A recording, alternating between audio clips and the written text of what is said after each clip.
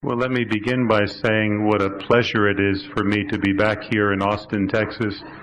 It's hard to believe that it was 3 years ago that I was last here. In fact, I think it was right about this time of the year. I remember it was about this warm. My wife was not able to come last time, but I'm quite happy to say that she was able to come with me this time, and she's seated up here with the Darnells. Her name is Joanne. So please don't be shy. Come up. You can reintroduce yourselves to me, and by all means introduce yourself to her. We would just love to get acquainted with you while we're here. And I might mention, too, that for tomorrow, in the closing talk after the Watchtower study, I was wondering if I could ask for your help with something.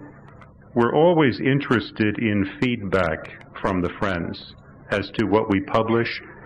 So what I'd like you to think about, if you would, is what have you read recently in our publications? Could be a Watchtower Awake article, a book. What have you read that you have found helpful in some way? And if you can be specific, a specific article, a specific point in an article, that would be especially helpful. See, we're very interested in knowing how the publications are being received by you, brothers and sisters, and comments like these can be very helpful for us to take back to Bethel. So if you think about that, in the closing talk, we'll ask if you would offer a comment or two along those lines. Now for the theme, do you have the mind of Christ? Have you ever wondered what Jesus Christ looked like? I mean, how tall do you think he was? Maybe 6 feet tall, 6'1", 6'2"? How much do you think he weighed? 175 pounds, maybe 180 pounds? What color were his eyes? What color was his hair? Interestingly, there is an ancient document that was discovered that claimed to be written by a Roman official who said that he had met Jesus Christ face to face. And in this document, the writer describes the physical appearance of Jesus. I'd like to read it to you. He is a man of medium size. His hair is the color of the ripe hazelnut, straight down to the ears, but below the ears wavy and curled, flowing over his shoulders. His brow is smooth, with a face without wrinkle or spot, embellished by a slightly reddish complexion. His nose and mouth are faultless. His beard is abundant, of the color of his hair, not long, but divided at the chin. His eyes are gray and bright. His stature is straight, his hands and arms beautiful to behold. His conversation is grave, infrequent, and modest. He is the most beautiful among the children of men. The only problem is this document was found to be a forgery, written about 1,000 years after Jesus had died. The truth is, the Bible is silent as to the physical appearance of Jesus. Rather, in his infinite wisdom, Jehovah has seen fit to reveal to us in the Bible something far more important than the color of Jesus' eyes or hair. What's that? Well, let's open to our theme text at 1 Corinthians chapter 2. 1 Corinthians chapter 2, and we'll look at verse 16. Paul writes, "For who has come to know the mind of Jehovah that he may instruct him?" Now notice, but we do have the mind of Christ. Another translation here reads, we think the way Christ does. So rather than revealing to us the physical appearance of Jesus, Jehovah has revealed to us the mind of Jesus. And through the Gospels of Matthew, Mark, Luke, and John, the curtain is lifted, giving us a glimpse into the mind and heart of the greatest man who ever lived. We come to know the way he thinks, feels, perceives, and reasons. Now, friends, it is extremely important that we understand the mind of Christ. Why? Well, for two reasons. First, because it is a perfect reflection of the mind of Jehovah. So the better we come to knowing the mind of Christ, the better we will know the mind of Jehovah God himself. Second reason, we must know the mind of Christ because we must learn to think like Christ if we are going to act like Christ. There's a very simple connection between thoughts and actions. Thoughts lead to feelings. Feelings lead to actions. If you want to act like Christ, and as Christians we all do, then we simply must first learn to think like Christ, and then to feel like Christ. Now, in our discussion here this afternoon, we're going to focus on two things, really. Number one, what influences shaped the heart and mind of Jesus, making him who he was? And then number two, we'll take a close look at a few Bible accounts in the Gospels that give us some insight not simply into the actions of Jesus, but accounts that give us insight into the thoughts and feelings behind those actions and how we can better imitate Jesus in these regards. So first, what influences shaped the mind and heart of Jesus, making him the person he is? Well, there are four. Number one, and most important, his pre-human existence. Jesus was the firstborn of all creation. That means he existed long before even the physical universe existed. Now, just to put that into some perspective, the best scientific estimates available today tell us that the physical universe is about 13 billion years old. Christ predated that. He was the firstborn, long before there were the moon or stars, long before any other spirit creatures. In the very beginning of creation, for perhaps countless billions of years, it was Jehovah and Jesus. Now just imagine Jesus in that pre-human existence exposed like that to the greatest personality in the universe, absorbing his thoughts and ways. Nothing had a greater impact on the mind and heart of God's firstborn Son than that intimate association he had with his Father in the heavens long before coming to earth. Now, a second influence that shaped the mind and heart of Jesus. As a human, Jesus was raised in a good home by God-fearing parents who loved him. Now, we know that Mary must have loved Jesus. The Bible says Mary found favor with God. It almost goes without saying, Mary loved her son. What about Joseph, Jesus' foster father? Well, the Bible at Matthew 1:19 says that Joseph was righteous. He was a good man. He must have been a good father to Jesus. There's an indirect indication of this if you turn to Luke chapter 2. In one of the few accounts that give us any insight into Jesus as a young man, this describes something that happened when Jesus was about 12. Luke chapter 2 and verse 49. Now the setting here, the family had made a trip to Jerusalem. On this trip, Jesus had got separated from the rest. His parents searched for him, and they finally found him in the temple in the midst of the teachers. And then note what Jesus, young Jesus, said, verse 49. But he said to them, "Why did you have to go looking for me? Did you not know that I must be in the house of my Father?" Now, who was Jesus referring to when he said, "my Father"? Well, he was referring to Jehovah. Now, interestingly, at the age of 12, Jesus evidently did not yet have the memory of his pre-human existence recalled to him. That evidently happened at the time of his baptism. But Joseph and Mary had very likely told him about the miraculous circumstances surrounding his birth, so that he knew who his real father was. But the point I'm making here is this. The fact that Jesus, at the age of 12, could so easily and readily refer to Jehovah as my father was a compliment to Joseph, because it was from Joseph that young Jesus learned what it means to be a father.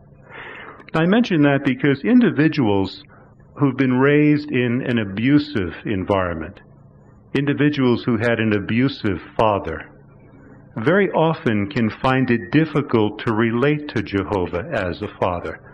In fact, it's said of the famous Protestant reformer Martin Luther that he could never bring himself to pray the Our Father prayer because his own father had been emotionally abusive towards him.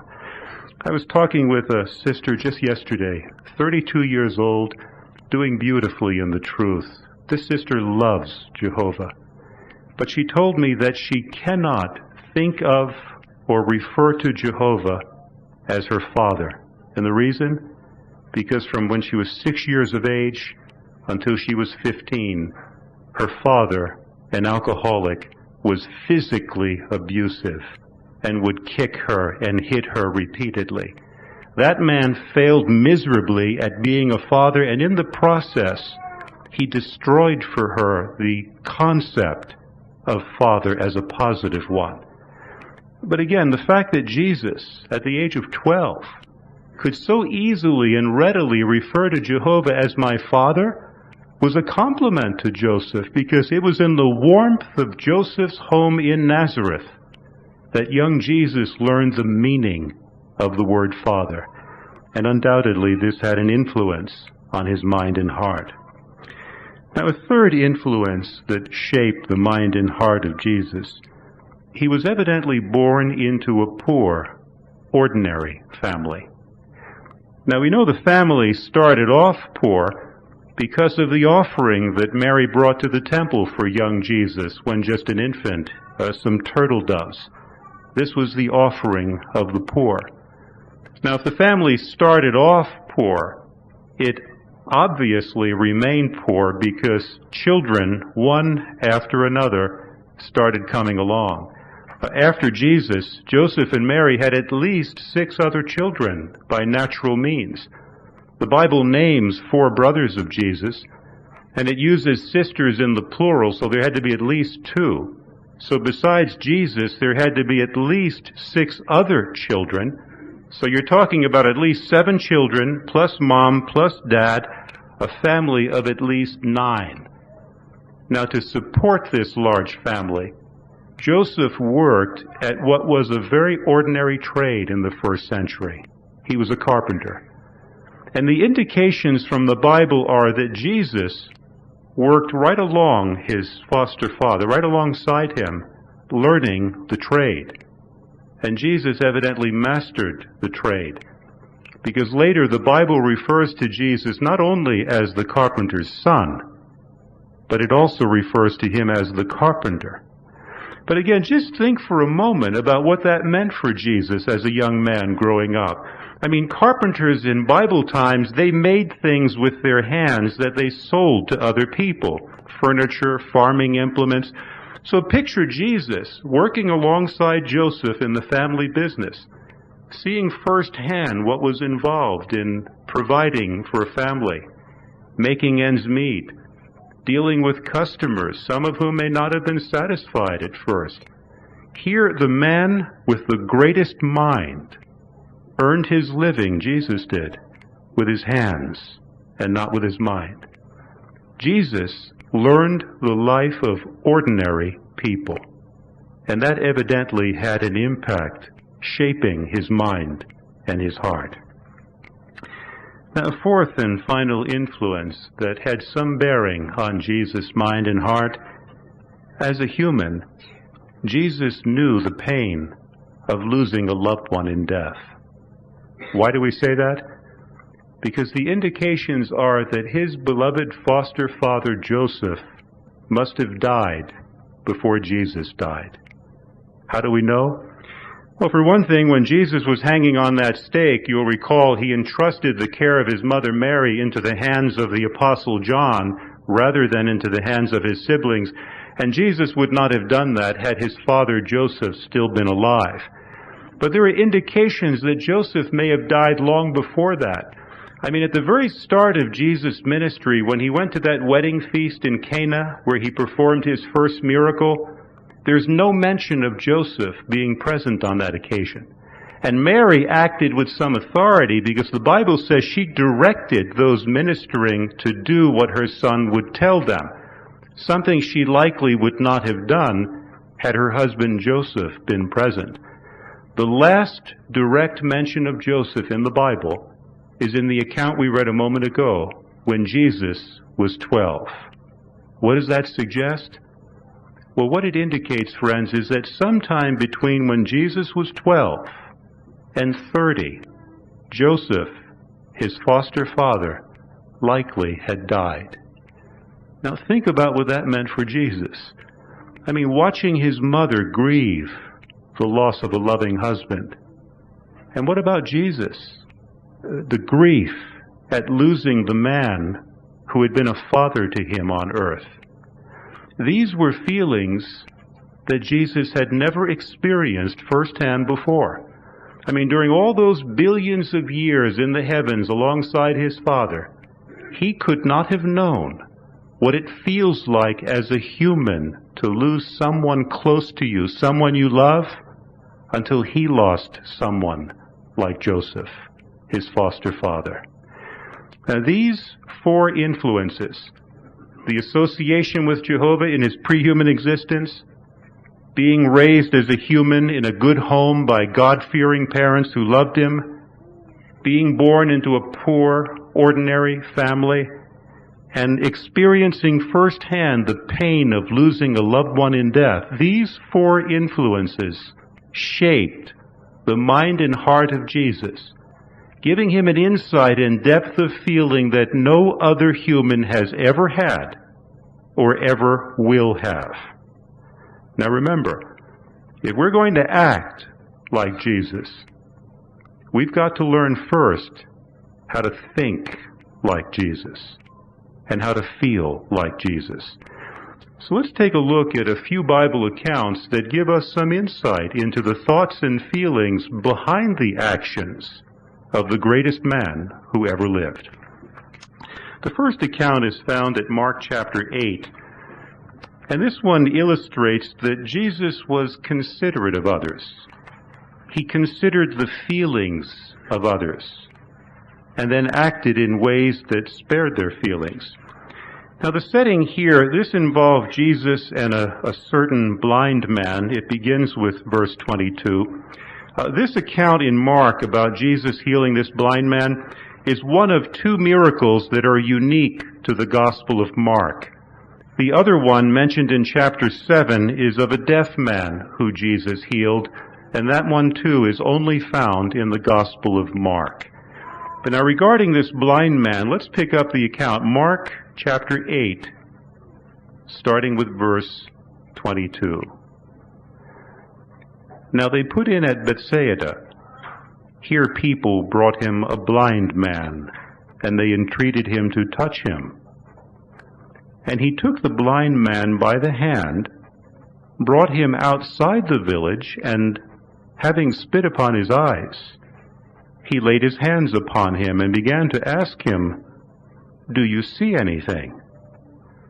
And the man looked up and began saying, "I see men, because I observe what seem to be like trees, but they are walking about." Then he laid his hands again upon the man's eyes, and the man saw clearly, and he was restored, and he was seeing everything distinctly. So he sent him off home, saying, "But do not enter into the village." Now let's analyze this account closely. In verse 22, it describes this man as being blind. Now you have to remember that in ancient times, and certainly in the first century when Jesus lived, blindness was a condition that was greatly aggravated by poor hygiene and lack of cleanliness. So it was not uncommon in ancient times for a blind person to have matter-encrusted eyes, for example, on which flies persistently tried to settle. Now it says in verse 23 that Jesus brought the man outside the village. Now that's interesting. Jesus did not ordinarily take people outside or away. He did it with the deaf man mentioned in the preceding chapter. He took him off privately as well, and he did it here. Why? Evidently, out of consideration for the man. You see, Jesus did it so perhaps this man would not become bewildered by having flashed upon his newly seeing eyes a crowd of people looking back at him when he was first able to see. So the Lord evidently took him outside the village, perhaps so as to avoid a crowd. Now it says in verse 23 also that Jesus spit, used his saliva. And the Bible reports several times where Jesus used his saliva, and all of them were in connection with healings. Now, I don't know about you, but I've often wondered about that. I mean, why in the world would Jesus use his spit or his saliva? Now, of all the things we've ever published in connection with this, the most interesting and helpful to me was the comment made in chapter 9 of the Draw Close to Jehovah book in a footnote. And commenting on the other miracle in chapter 7 with the deaf man where he spit, the book said that what we have to remember is that saliva was a sign or means of healing that was widely accepted back in Bible times. In fact, the ancient rabbinic writings contain remedies for various ailments that contain the use of saliva because of its natural healing properties. Now, one thing is clear. Jesus was not using his saliva as a magic potion. It was not the saliva itself that healed the man. However, because saliva was recognized as a means of healing, Jesus may have spit simply as a way of indicating to anyone who was watching and to the man himself that Jesus was about to heal him. Now, interestingly, in verse 24 and 25, it indicates that Jesus healed the man gradually, right? At first the man saw what looked like trees, so Jesus touched him again, and then finally the man was able to see clearly. Now, why gradually? Well, it could well be that Jesus healed the man in stages. You see, it wasn't just his eyes that needed to be healed. His brain also needed to be healed, especially if the man had been born blind. You see, if he'd been born blind, his brain had never learned how to interpret visual images. So the Lord may have had to heal not just his eyes, but also his brain. Interestingly, some years ago, medical researchers were doing some experimenting with artificial retinas as a way to restore sight to some people who were blind. But they said that it worked best with people who had had sight at one time. And the report explains this. Even with a good optic nerve, patients need to have had sight even for a few years. It lets the brain's cortex develop neural pathways for handling and making sense of visual information. And then the report explains this. We tested the artificial retina in a patient who had never seen before. He had a very emotional response. He described it as a retinal storm. It was as if we had turned on some sixth sense he had never experienced before.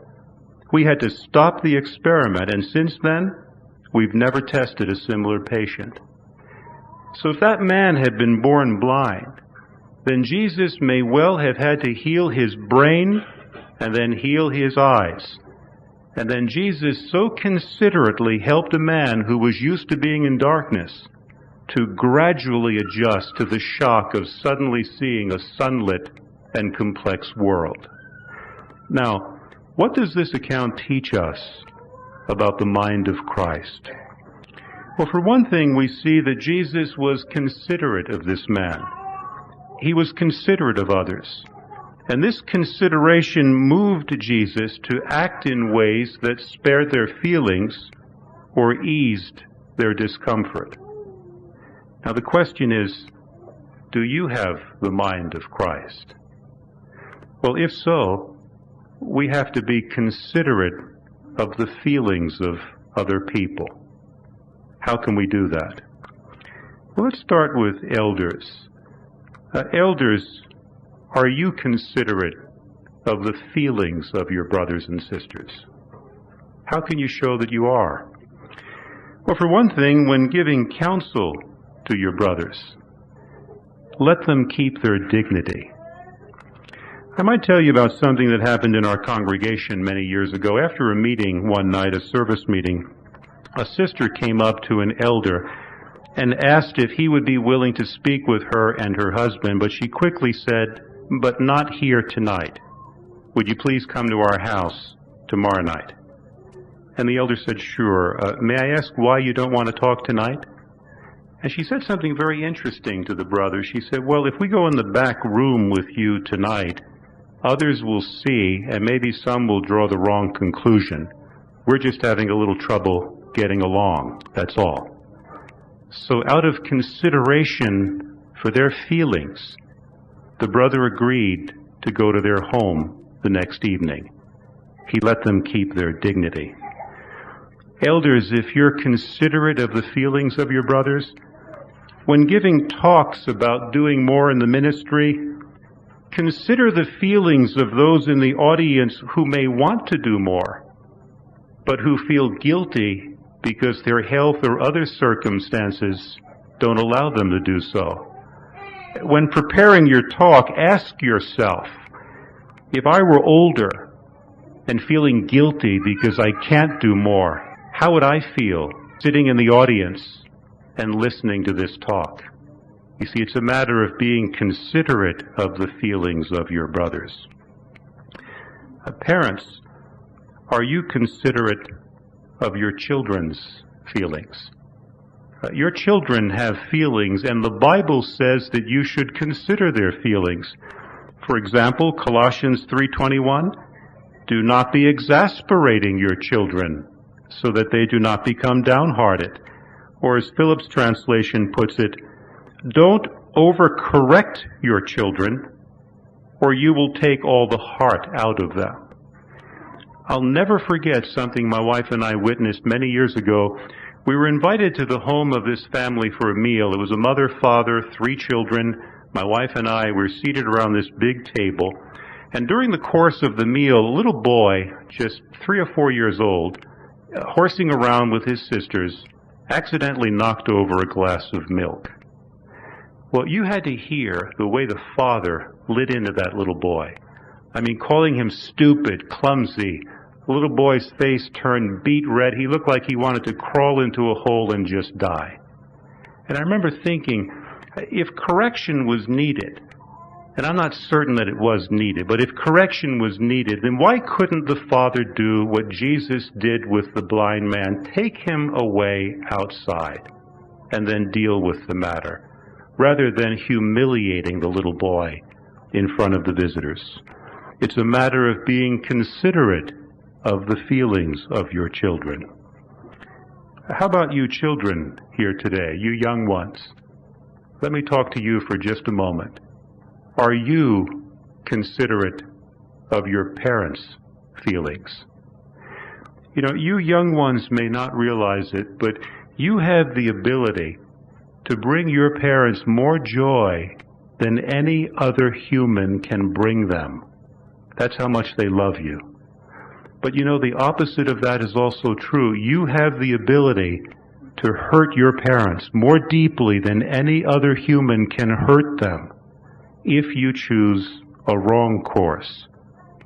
And if you doubt the truthfulness of that, then you just try asking a mother or father who's had a son or daughter get disfellowshipped. For example, here's a letter we received some time ago.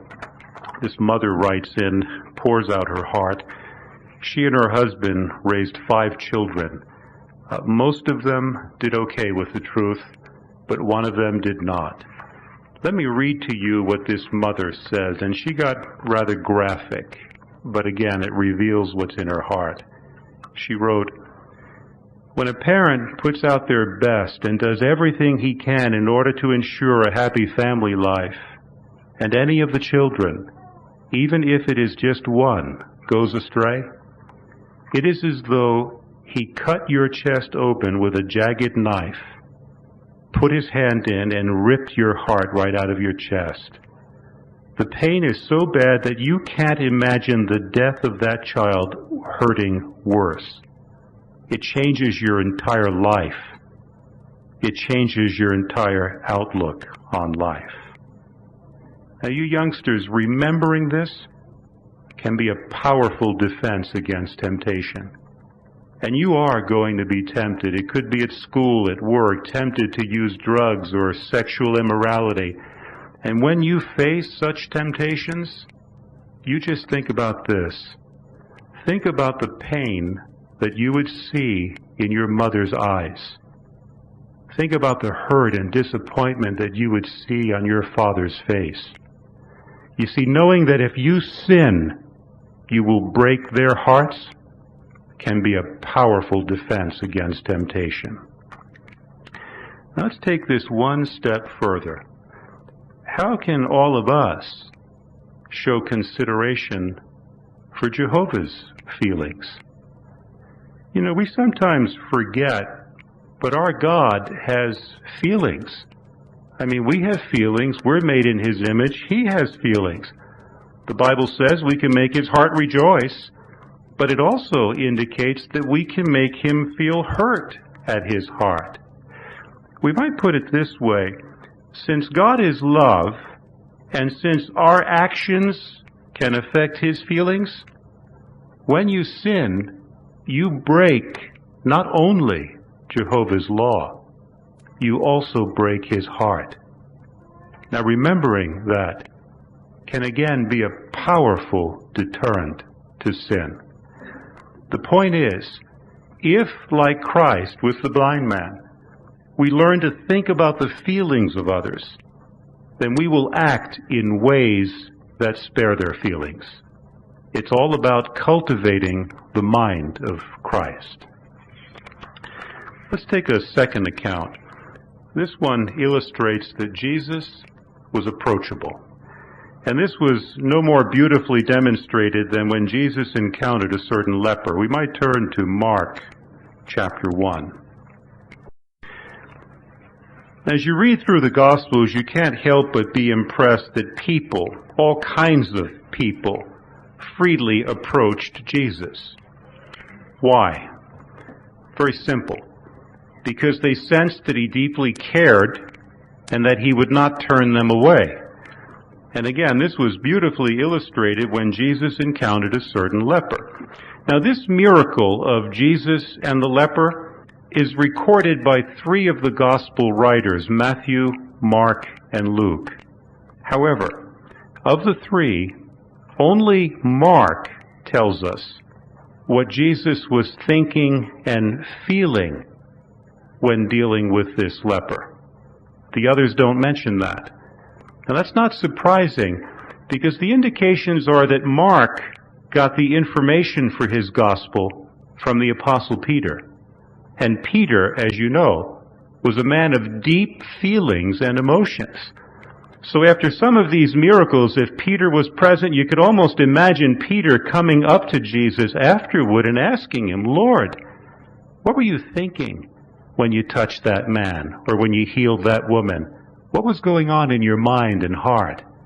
And then Peter was in a good position to pass that information along to Mark for use in Mark's gospel. But with that background in mind, let's pick up the account. Mark chapter 1, starting with verse 40. "There also came to him a leper, entreating him even on bended knee, saying to him, 'If you just want to, you can make me clean.' At that he was moved with pity, and he stretched out his hand and touched him and said to him, 'I want to. be made clean." And immediately the leprosy vanished from him, and he became clean. Now again, let's analyze the account closely. In verse 40, it refers to the man as a leper. And as you may recall, leprosy was a dreadful condition back in Bible times, somewhat different from what is known as leprosy today, Hansen's disease. Back in Bible times, it was said that with leprosy, a man died by inches as the disease just ate away at his skin. A leper was unclean according to the Mosaic law, and anyone who touched him became unclean. So the law said that a leper, if others were approaching, had to yell out, "Unclean, unclean," to warn them so that they could avoid coming in contact with him. Now the leper knew that he should not approach a clean person. And yet, it says this leper came to Jesus. Now that's amazing. This leper would never have approached an ordinary Jewish rabbi in the first century. Why not? Because the rabbis went out of their way to avoid lepers. The rabbinic writings tell of all these rules that the rabbis had for lepers. The rules said that a leper must keep 6 feet away from a clean person, but if the wind was blowing, a leper had to keep 150 feet away. The rabbinic writings tell of one rabbi who would throw rocks at lepers to keep them away, and of another who would not eat an egg if it was purchased on a street that a leper was known simply to have walked past. Now, this leper was aware of those rules, undoubtedly, and yet this man freely approached Jesus. Why? Very simple. Because he sensed that Jesus was different, that Jesus cared, and that Jesus would not turn him away. And Jesus did care for this man, because in verse 41, and only Mark says this of Jesus in connection with this miracle, Jesus was moved with pity for this man. What does that mean? Well, the word in Greek, the one word that is rendered moved with pity, is a noun that refers literally to the heart, the lungs, the livers, the intestines. Because the ancient Greeks believed that these inner organs were the seat of the very deepest of human emotions. And some scholars say that this word rendered moved with pity, is the strongest word in Greek for the feeling of compassion. And in the Bible, apart from its use in a few illustrations, this word is used to describe only one person, and that person is Jesus Christ. So very clearly, Jesus felt as deeply as he could feel for this man. But he didn't just feel, Jesus acted. It says in verse 41, he stretched out his hand and he touched the man. Now, Jesus did something that was unthinkable. He touched the untouchable. Why? Jesus wanted this man to feel his love and his warmth. And these things are most often conveyed by touching. Now just think about it. Jesus touched a man who perhaps for years had not felt the touch of warm human flesh against his own. I mean, can you begin to imagine what that touch must have meant to that man? Now, this was beautifully illustrated in the experience recorded in chapter 29 of the Draw Close to Jehovah book. You might recall it concerned a modern-day leprosy doctor. Let me just read it to you. It says, Dr. Paul Brand, a leprosy specialist, tells of a leper he treated in India. During the examination, the doctor laid his hand on the leper's shoulder and explained, through an interpreter, the treatment that the man would have to undergo. Suddenly, the leper began to weep. "Have I said something wrong?" the doctor asked. The interpreter questioned the young man in his language and replied, No, doctor. He says he is crying because you put your hand around his shoulder. Until he came here today, no one had touched him for many years. But think about the leper that Jesus touched and what it meant to him, because following that one touch by Jesus, the disease that had made him a social outcast was gone completely. Now, what does this teach us about the mind of Christ, this account? Well, certainly that Jesus was approachable. And why was he approachable? Because he had a deep, heartfelt interest in others. People sensed this about him, and they were simply drawn to him. Well, now, the question is, do you have the mind of Christ? Are you approachable? And if we had to single out one group of men in the congregation for whom this is important, it would have to be the elders. Elders, are you approachable? You need to be. Why? Because in every congregation there are some of the sheep who are in pain and who need your help. It's not easy to approach someone to ask for help with the pain in your heart. It's up to us who are elders to make ourselves approachable to our brothers. How? How can we do that? Well, there are two things to keep in mind.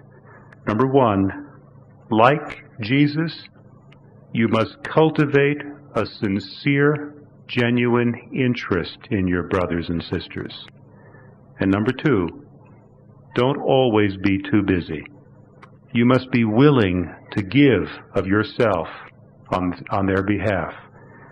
And when these two things are true of an elder, others will sense it and will simply feel drawn to them. The point we're making here, friends, is this, and to the elders in particular: genuine warmth and compassion on the part of elders can create an environment in a congregation that makes it easier for the brothers to approach them with the cares of their heart. And don't ever underestimate the importance of being approachable. Let me share with you experience that was written into Bethel. This sister first describes some of what she experienced in her early life, and then you'll see why an approachable elder was such a gift to her. She writes, "I lost my father to alcoholism at a very early age. The father he became as an alcoholic was verbally and emotionally abusive, especially toward my mother. Imagine running upstairs to a neighbor's house with whatever you have on because your father is chasing your mother with a butcher knife. Imagine taking long walks late at night in the cold, wet snow, hungry and tired because your father hasn't come home for days, the rent has to be paid, and mom is looking for him from bar to bar in New York City. Imagine being forced to choose between your mother and father because your father says he's leaving, and having to stand between the two of them, forced to make a choice. Imagine being told to stand at attention like you're in the military, and that if you smile, to wipe it off your face and throw it on the floor and step on it, thinking at first that it's a game, but then learning that this was no game, because soon the tears would come after standing at attention for such a long time. Imagine being told over and over again by your father that you will never amount to anything." Now, this is what this sister had been through in her young life. But listen as she describes an elder she found approachable. She said, "I spoke with him because when I approached the elders, he was the only one who took the time to get to know me. In field service, he took the time to draw me out. I had prayed to Jehovah for understanding and for someone I could talk to just the night before. The next day, this brother spoke with me in such a tender and compassionate manner. Otherwise, I would probably not have said a word, because I'm so scared of being hurt. He helped me to see how Jehovah has helped me all these years. He made me feel safe.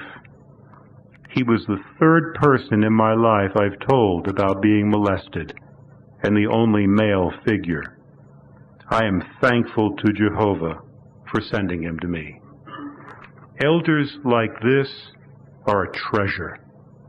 Approachable elders like this are a gift to any congregation.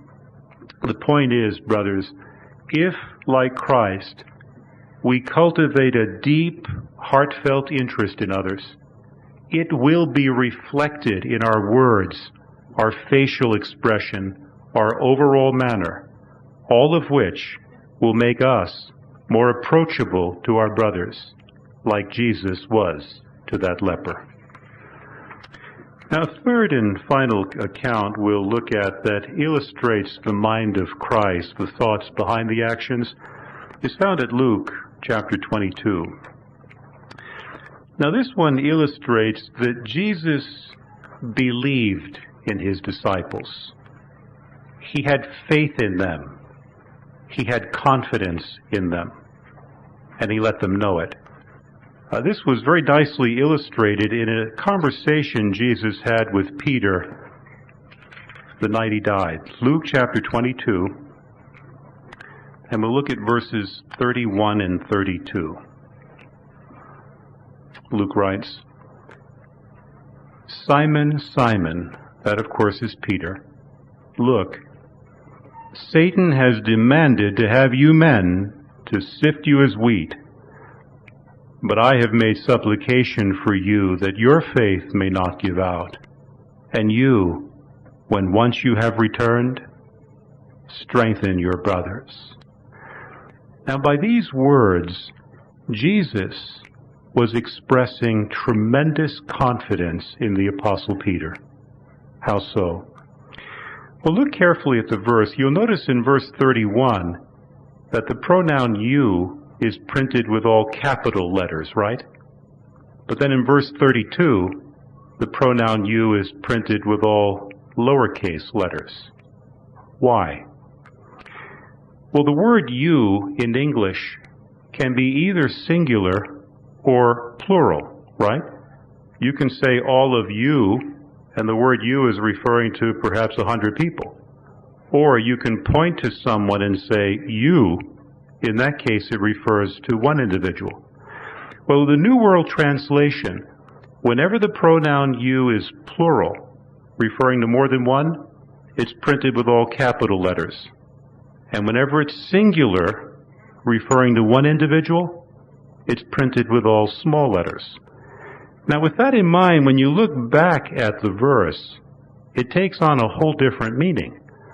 You see, because in verse 31, Jesus is telling Peter, Peter, look, I know that Satan wants to sift you as wheat. Sift who? Satan wanted to scatter all the apostles, right? Not just Peter. But in verse 32, Jesus says, but I have made supplication for you, Peter. Satan wanted to scatter all the apostles, but Jesus said that he had been praying intensely, because that's what supplication means, for Peter in particular. Why? Well, because Jesus knew that Peter would deny him that night. And Jesus knew how terrible Peter would feel. But Jesus had faith in Peter, and he wanted Peter to know that. So Jesus went on to say in the verse, once you have returned, Peter, strengthen your brothers. Now think about what that was telling Peter. Jesus was letting Peter, look, Peter, I know that you're going to deny me tonight, but I also know that you're going to recover from this fall. And when you do, I want you to strengthen your brothers. Now, what does that teach us about the mind of Christ? Well, Jesus had confidence in Peter. He believed in him. But Jesus did not just think it. He expressed it. He let Peter know that he believed in him. And Jesus' confidence in Peter was not misplaced, because later that night, Peter did deny Jesus 3 times, but guess what? Peter's faith did not give out entirely. He recovered from that fall. And knowing firsthand what guilt and depression feel like, Peter went on to become a strengthening influence on his brothers, even writing 2 letters that are now part of the Bible. So Peter rose to meet Jesus' expectations of him. Now, what do we learn from that? Do you have the mind of Christ? Well, if you do, then you will think the best, not the worst, about your brothers and sisters. You see, if you think the worst about others, your words and actions will reveal it. But it's not enough to think positively about your brothers. To be like Christ, you must express it. Let them know, your brothers, your children, let them know that you have confidence in them, that you believe in them, that you have faith in them. Now, why is this important? Well, ever so many people today suffer with low self-esteem. Low self-esteem breeds low expectations, making people very pessimistic about themselves.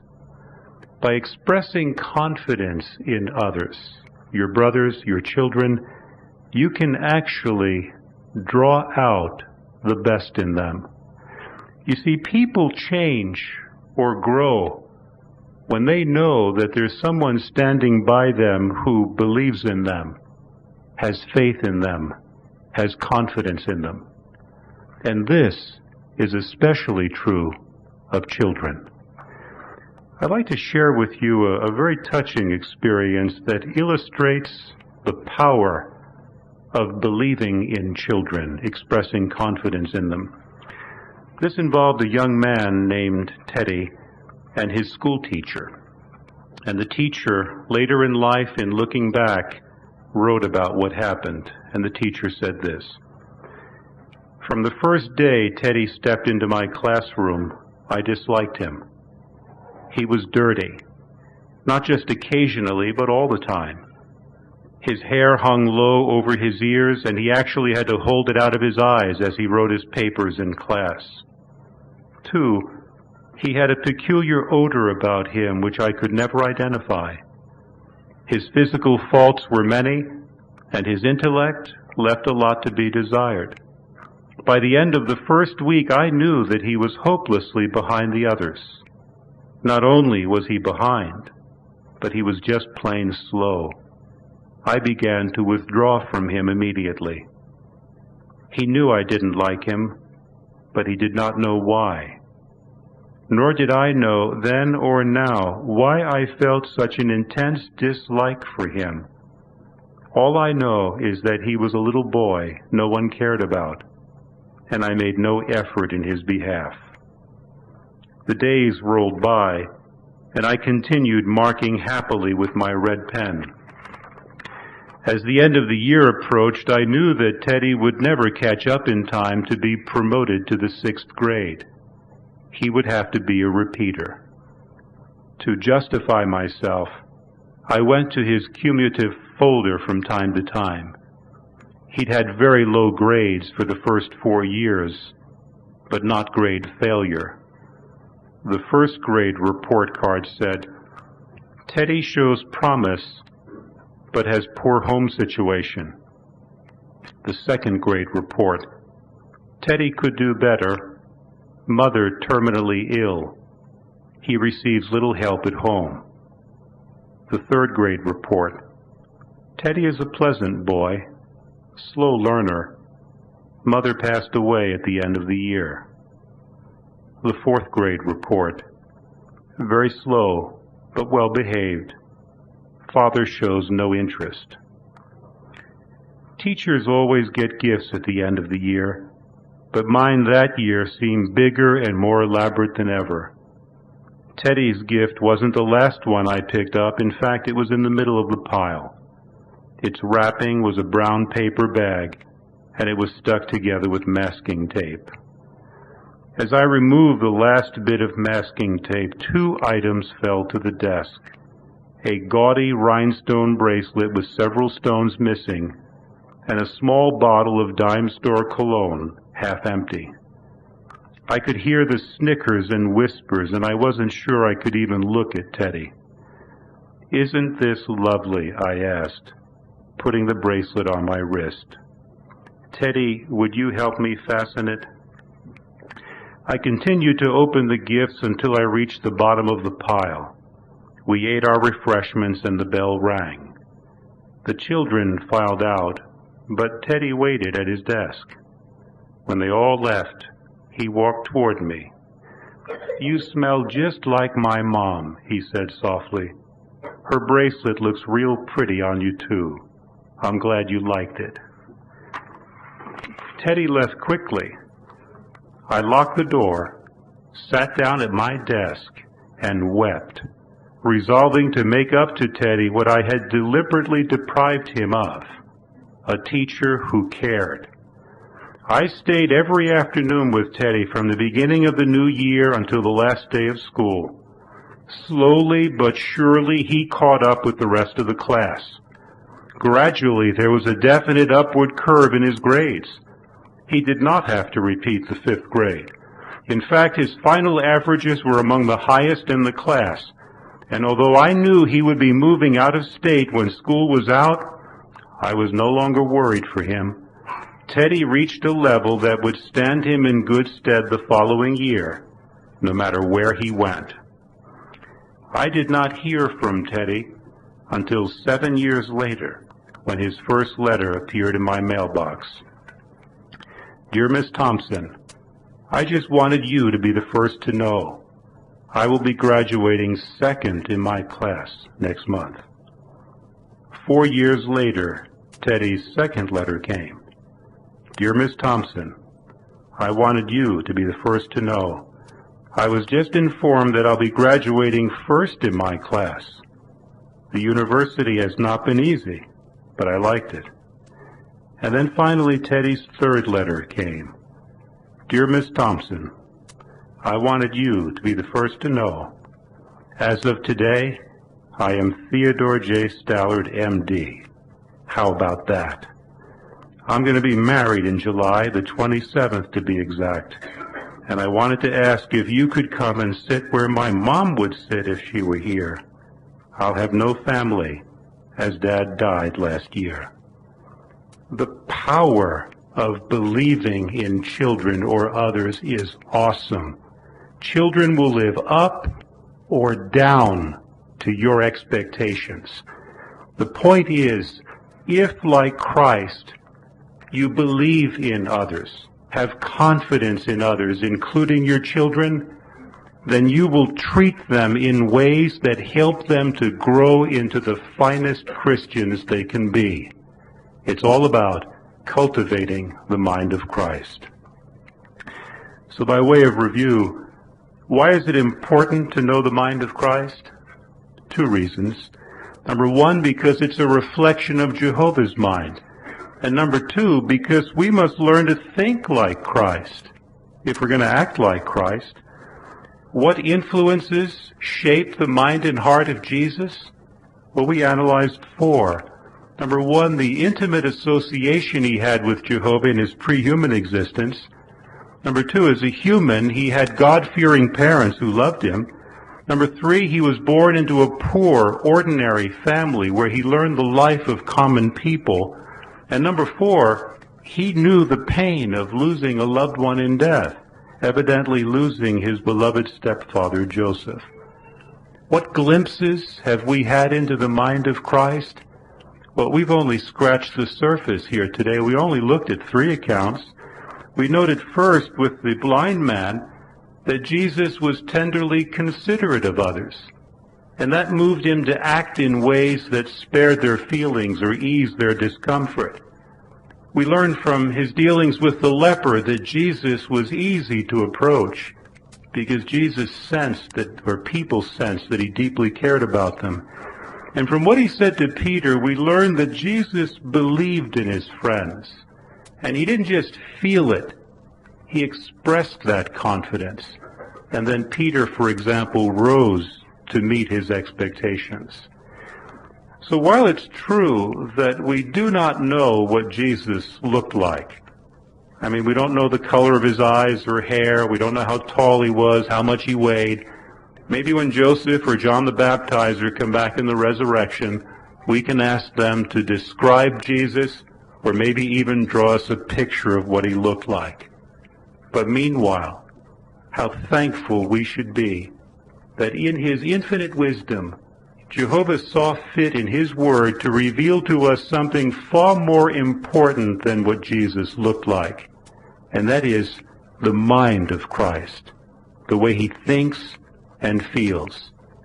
And may the way you treat others always reflect that you're trying your best to cultivate and demonstrate the mind of Jesus.